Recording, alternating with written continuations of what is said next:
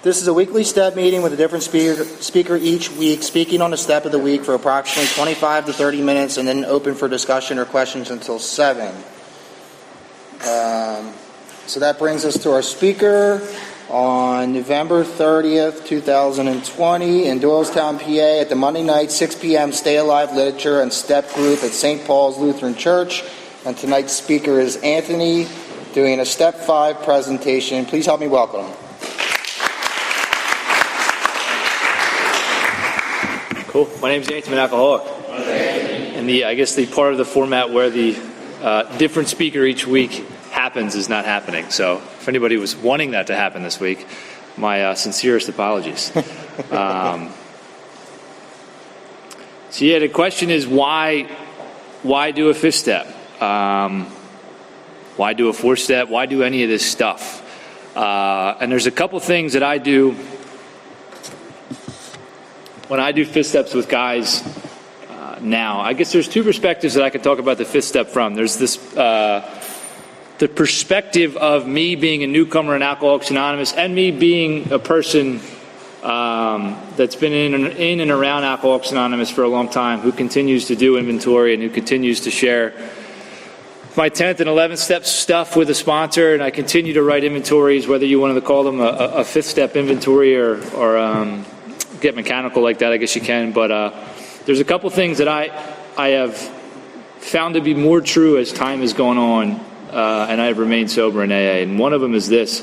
It's this line at the bottom of 73. It says, "We must be entirely honest with somebody if we expect to live long or happily in this world." And that's been the case for me tenfold, right? That was the case for me coming into Alcoholics Anonymous, is that I had never been honest with anybody in my entire life. Like, I had never been honest with myself in my entire life, let alone another human being. So that's basically the great hope of AA, is that if I'm able and capable of getting honest with another human being, and it doesn't even really matter who it is, it's just anybody. If that person has a deep understanding of what it means to be an alcoholic and what it means to recover from alcoholism, then that person's probably going to be able to help me with that inventory a great deal. But what has rung true for me more, as like I said, as I've stayed sober and continue to kind of hang around Alcoholics Anonymous, is that if I am unable to remain honest with somebody in here, then I probably won't stay around here for too long. I literally just had a conversation with a guy about 2 hours ago who was sober for a little bit. And then it's the common story that we hear a lot of times, right? It's sober for a little bit, 5-6 years, and then that last year started fading away, and then he built up this story of who he was. And the story was, I'm the sober guy who helps a lot of people, right? There's no way that I could ever get loaded again. And then what happens is he starts thinking about getting loaded. But then this story about who he is starts coming up to the reality of what's happening in his mind, and what's happening in his mind is he's thinking about a drink again. But he can't tell anybody because he's so full of pride, right? And that pride, I mean, we say it tongue-in-cheek a lot, the pride comes before the fall, but literally that's what happens, right? Is because that man was unwilling, not capable is a different thing, right? Unwilling and not capable are 2 different things. That man was unwilling to remain honest, and as a result, I mean, he succumbed to the mind once again. So that's been, like I said, I can't harp on that enough, is that has been the case the longer that I've stayed sober, is that I have had one person that knows every nook and cranny of my inventory. Every dark nook and cranny that I have a ton of shame and guilt around, a ton of pride about sharing. There is one man that walks this earth that I can say that knows every single bit of my inventory. And what that has done as a result of doing that has allowed me to stay really humble, right? If I could say that without sounding egotistical, like, I'm so humble, you know? But that's what has happened. And I'm pretty convinced that if I'm unable to remain humble, then my mind starts, piping me up to be this bigger thing than I am, right? And what I am, I'm another alcoholic trying to stay sober day in and day out and trying to carry the vision of God's will in all my activities, like when it comes down to it. So we'll get into some of the mechanics a little bit, but I can't help but to harp on that. There's got to be somebody who knows everything. And and the power of having another man who is also recovering from alcoholism, who has found this solution, knowing that inventory and guiding me through this process and allowing me to get closer to God with his help, has been one of the most powerfulest experiences I've probably ever had as a person on this earth. Because as a result of sharing this inventory, it has brought me closer to you guys.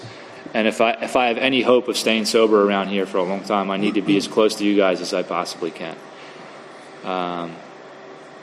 So that's why I share this. I share inventory to remain humble. I shared inventory when I first got here to get humble, and then I continue to share inventory to stay humble. So there's really two things that I read anytime I talk about anything in regards to the fifth step. It's that, and then it's the first paragraph on 72 of Into Action. And I'll just read this first paragraph, and then I'll talk about it a little bit. So having made our personal inventory, what shall we do about it?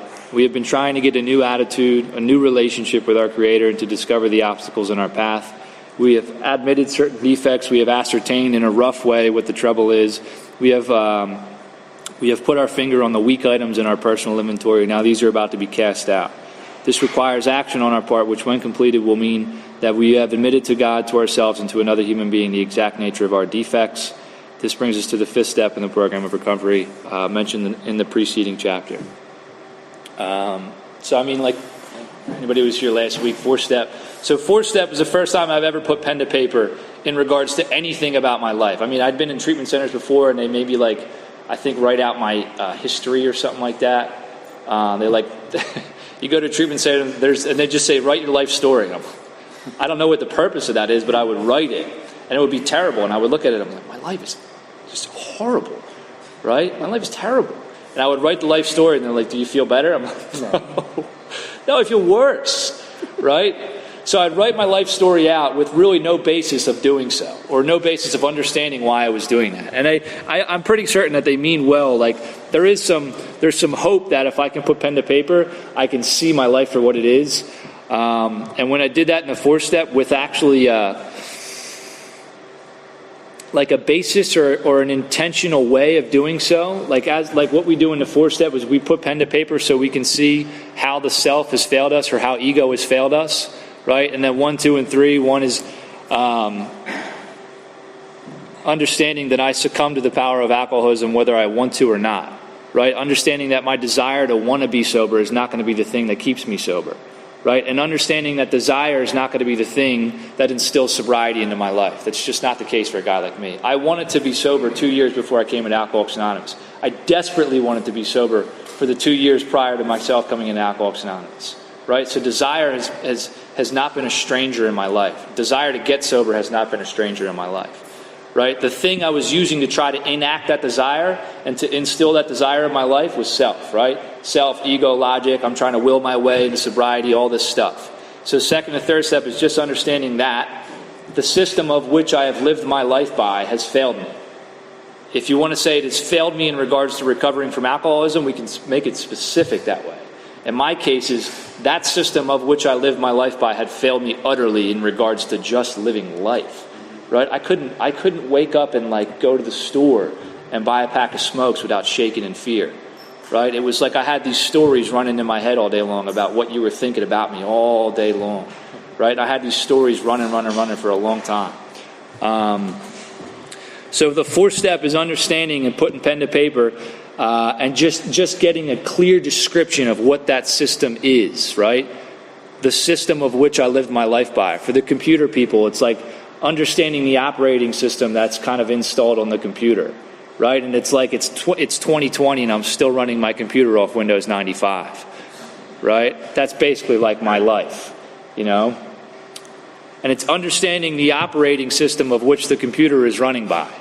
And just seeing that, look, maybe it's time to kind of take that one out and install a new one. So the fourth step is seeing that. And I'll talk about it. Like I said, I'll talk about the fifth step in a couple different lenses. Maybe I'll get into the first lens of just talking about the fifth step in regards to being a newcomer in Alcoholics Anonymous. First time I ever came into any 12-step fellowship, I was 15 years old. My life was pretty much in shambles by the time I hit 15. I couldn't live successfully, couldn't get loaded successfully. Desperately tried to stay loaded at all costs because getting loaded was the only thing that seemed to give me enough peace and ease to get through life. And I had this kind of lingering idea in the back of my mind that if I had any shot of doing life, I was going to need to be loaded. If I had any shot of just waking up in getting out of bed in the morning, I was going to need to do this thing loaded, right? Because when I get loaded, my mind quiets down and I can finally just have a normal conversation with a person. So coming in, 15 was the first time, 18 was the first time I ever actually came into any 12-step fellowship and actually put pen to paper and legitimately try to sit down and work a 12-step program. And I got the sheets that a lot of us get, the Joe and Charlie worksheets, if anybody's unfamiliar with them. And once fourth step worksheets for whatever reason. Joe and Charlie worksheets are great.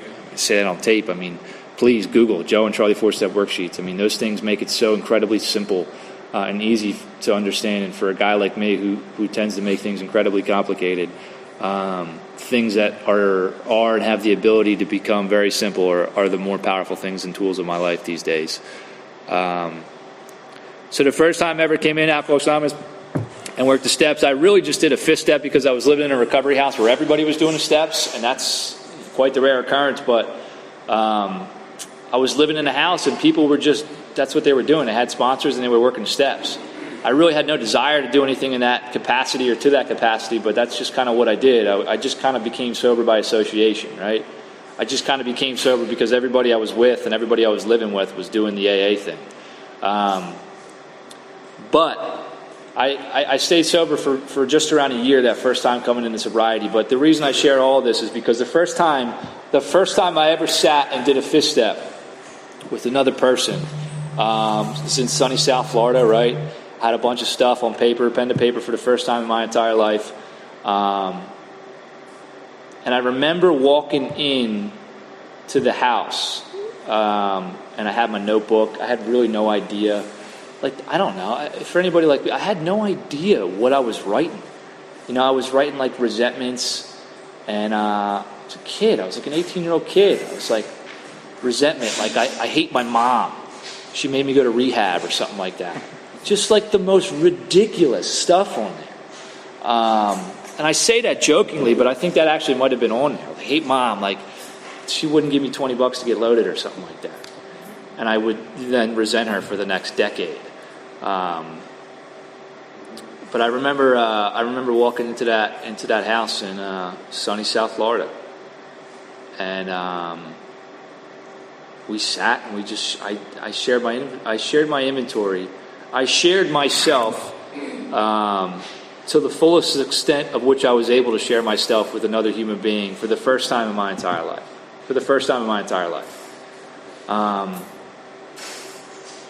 And that man had a deep understanding of what it meant to be an alcoholic and what it took to recover from alcoholism. And when you sit in a room with a person like that and share inventory, I don't know. I've never not sat in a room with a person who has a deep understanding of what it means to be an alcoholic and what it's going to take to recover from alcoholism, shared inventory, and not felt some sort of sense of connection occur as a result of that. I've never not experienced that, right? And I didn't stay sober that time, but I remember walking out of that room or walking out of that house and for the first time, legitimately feeling lighter. Legitimately, I walked out of that room and I remember walking out the front door, and I was walking to his car, and I remember walking down, it was like a 15-foot sidewalk, walking to his car that was parked in the street, and I remember walking out of that house physically feeling lighter. And I remember I shared something with that guy that I had never shared in my entire life. Like many of us do, we have stuff that I swear I was going to take to the grave, that no person was ever going to find out about me. I had that stuff, right? I had all that just deep-seated shame and guilt that surrounds a lot of that stuff that we carry around. And I had that. I had that at a deep level. And I remember towards the end of that fifth step, that guy asked me like 5 times, "Did you leave anything out? Did you leave anything out?"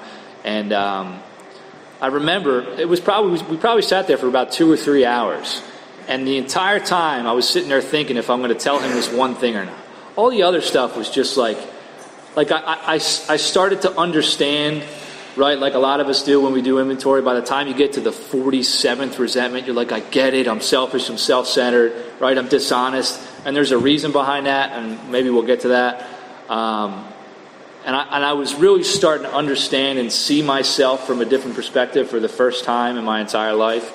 But really those 2 or 3 hours that we were sitting in that room, most of the thoughts that were going through my mind was whether or not I was going to share this piece of inventory with that man.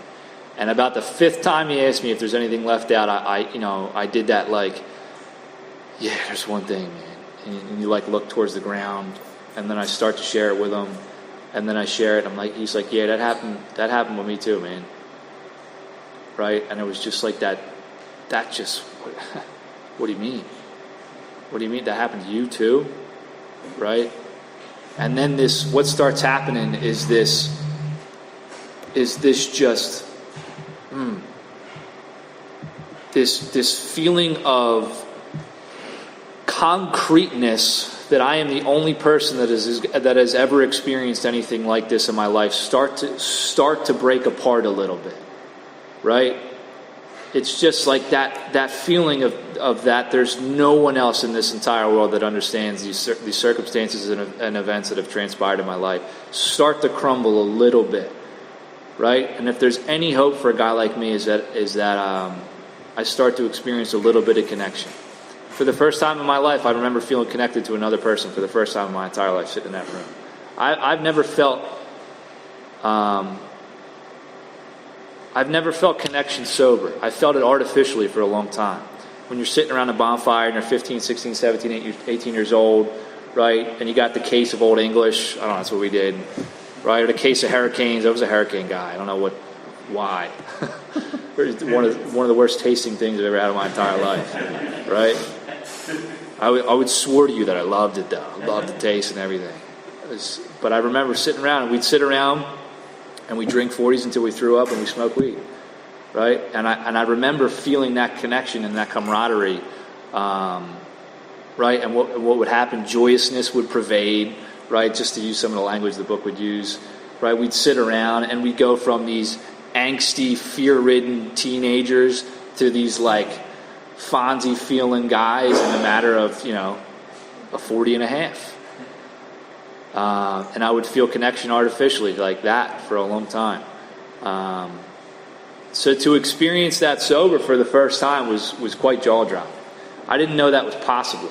I didn't know it was possible to be connected to another human being to that extent. And man, when you get trapped in your head as much as I do, or as much as I did, I mean, it doesn't really happen that much anymore. It definitely still happens some days, but when you experience isolation as a result of your own thinking, to the extent that I did for a long time, to just feel some sort of sense of peace, ease, and quiet, it's quite miraculous. And I don't use that word lightly. Miraculous is probably the only word that I have to understand that. I remember walking out of that guy's house, and I did the hour after, and I did all that stuff, and that was probably, I don't know, I don't remember really what I did, but I remember going home and just having a different perspective on myself, right? And what started happening is I started taking a deep sense of accountability and responsibility for my own actions. And I truly believe if I'm going to stay around here for a long time, I need to have a deep sense of responsibility and accountability for my own actions, right? I cannot pin my alcoholism on anybody or anything. It has to stay right here, right? My alcoholism comes from right here out. It never comes from outside in. And when I did that first fifth step, that shift started to happen, right? I started to understand alcoholism from the inside out for the first time. And prior to coming into AA, I understood alcoholism as being a thing that was coming from the outside. And what was happening out there was affecting me so much, and I couldn't take it, and I had to get loaded to handle what was going on outside there. So yeah, like I said, I didn't stay sober. I only share that because I think a lot of times, as a sponsor now and someone who takes people through the steps, we do fifth steps sometimes, and I watch people have miraculous experiences, and they go out and they get loaded. And that was very much my experience. And I remember going out and getting loaded about, 7-8 months later. But when I came back into Alcoholics Anonymous this time, I knew there was some sort of hope in working the steps, right? Because I had tasted it. I had tasted it a little bit the first time I was sober. So when I was separated this time coming into AA, I was really looking forward to working another fourth and fifth step.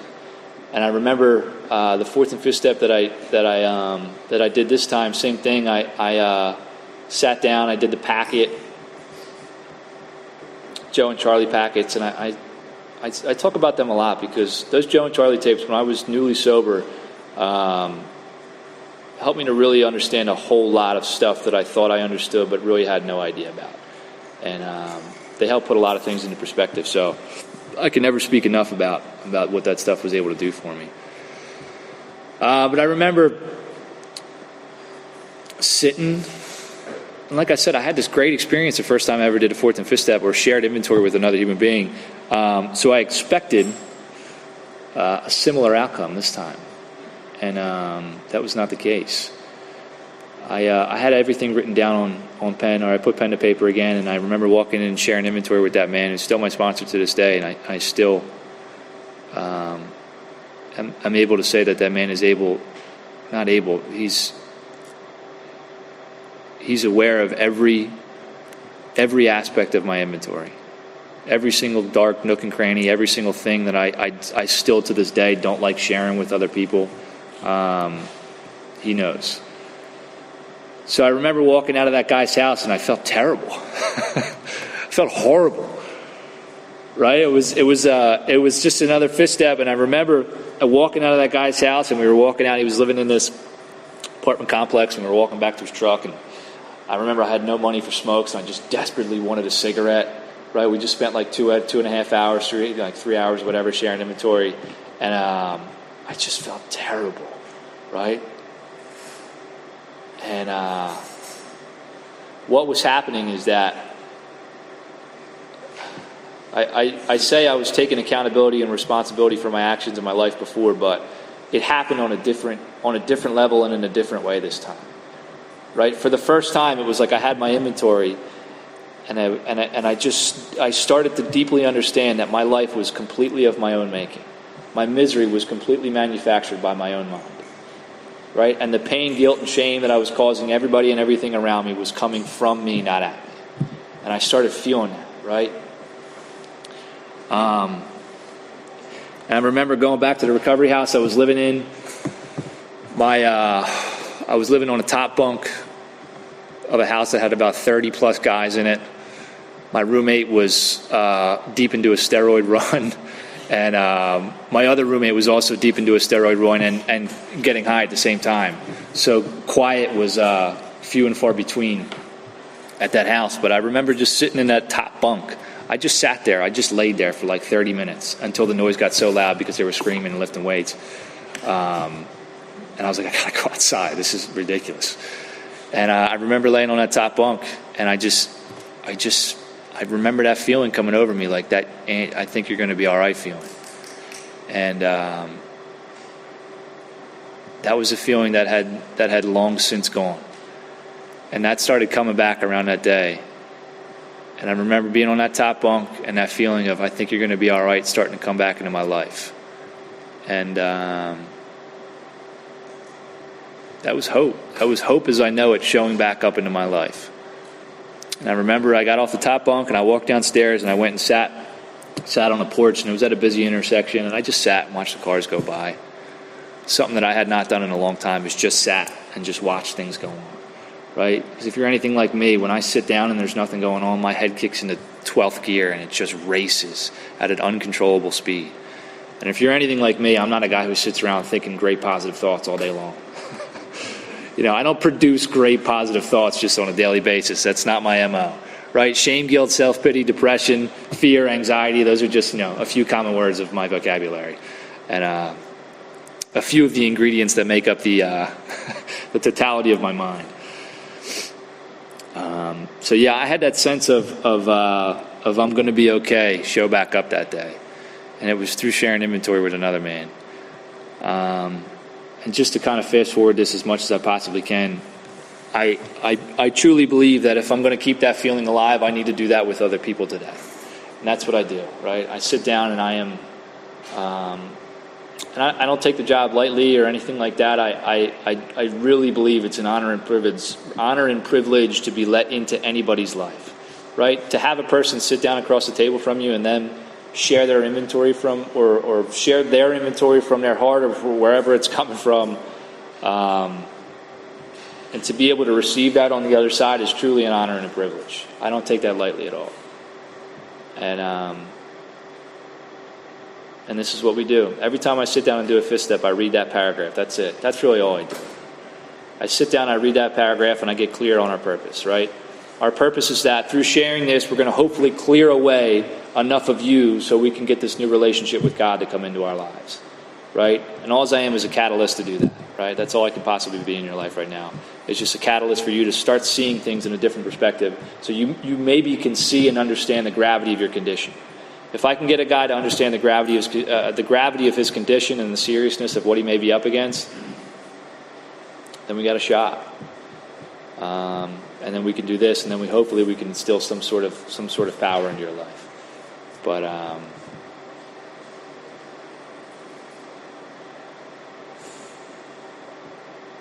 that's about it, man. I think I'll end with just saying that this line again, like we must be entirely honest with somebody if we expect to live long and happily in this world.